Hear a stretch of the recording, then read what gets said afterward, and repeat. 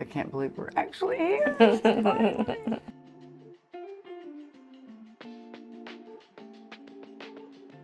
Well, that certainly has not been intentional, and I've had a few other chances that I haven't been able to take advantage of, unfortunately, just because life getting in the way and my schedule.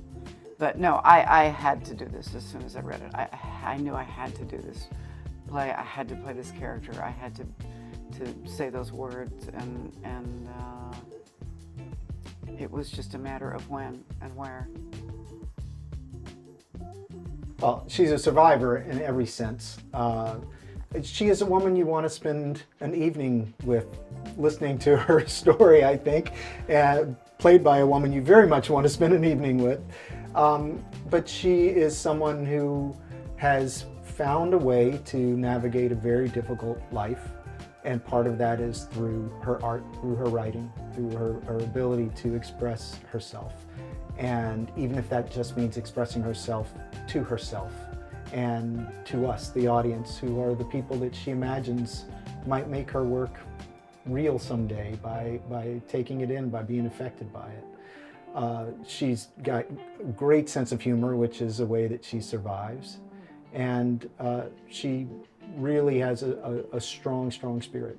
Well, also, too, you wonder what she would have been like, born into a different family, married to a different person, living in a different community, because she's so bright. She just has this natural curiosity and appreciation of life and nature, and to see it kind of squashed down, and how she deals with that, and how it kind of saves her.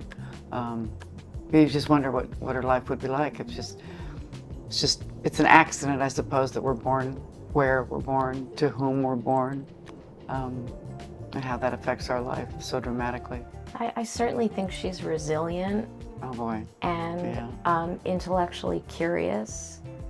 And one of the clues about her that I love in the text is that as a young person, she has this experience of her first performance, and after that performance, rather than saying, I want to be an actor, she decides she wants to be a writer, and specifically a poet. And that was such a specific piece of information about who this person is. And so I think that informed almost my interpretation of the whole world of the piece, because she was so clear about how poetry called to her and how she felt poetry would connect her to the larger world. And she felt how it affected the people she recited her poem to. Yeah. And how that felt, of having people really listen, and appreciate what she was saying. It's just been so gratifying because I can tell they got hooked into the character and what's going on with her right away. And so I can feel them just listening so intently, and then just laughing hugely on his wonderful, comedic lines, and that's just been incredibly satisfying. I didn't realize it would be quite that profound, or at least right away. And then of course I'm voicing other characters. Several other characters in the play. They don't have relationships with the audience, only Izzy has a relationship with the audience. Well, of course there's more pressure, but it also makes it more exciting.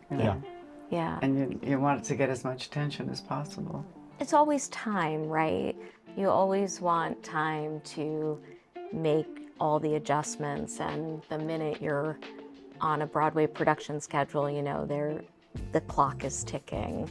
But I think the luxury of having time with an audience to keep shaping and talking and discovering things is both thrilling and very challenging, and very challenging for the person who's out there on her own to achieve those adjustments. There was a real sense, first preview audience, that this was, on some level, the first moment this play became real and fully realized.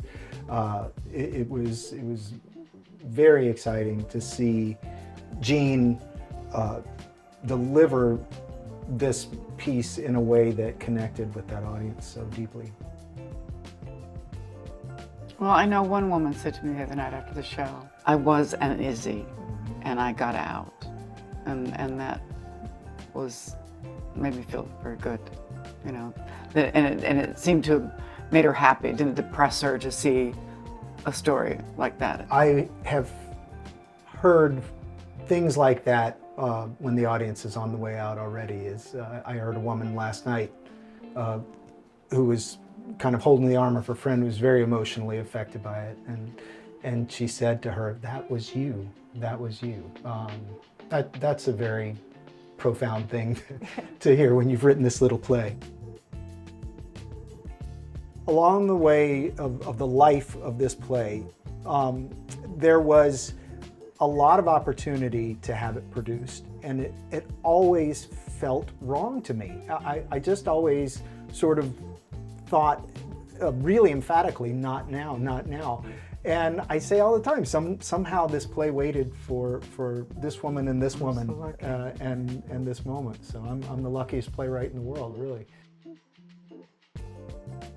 They're two of the most collaborative people I've ever worked with. So that's been a total pleasure. That part of it's just been a total pleasure. And because it was something I wanted to do so badly, that was just kind of the cherry on top. To be with two such incredibly intelligent people and fun people too. They're both really fun, on top of being so talented. I just think there's such a nice openness. No one's really guarded. We just kind of say it. We say where we're at in the moment. Everybody can come as they are, and we can hash through anything. And so it feels like we're good problem solvers together. Yeah, no, absolutely, absolutely. And she's funny.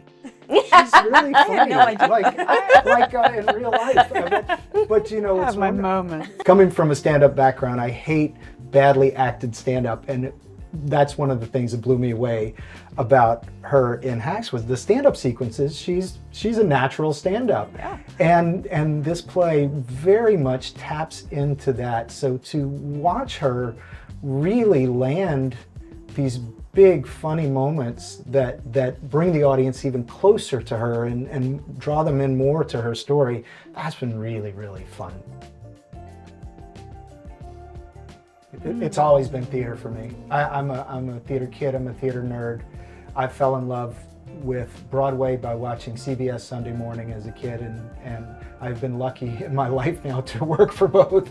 I just find the idea of empathy for someone and taking it to the next level to want to represent them and present that to other someone's is, to me, the most beautiful art form there is. Yeah, I love going to the theater.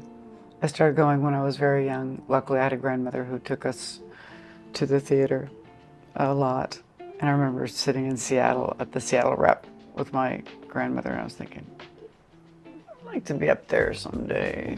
I love being in nature, and I get a lot of inspiration, I think, for the work that I do in theater from the natural world, actually.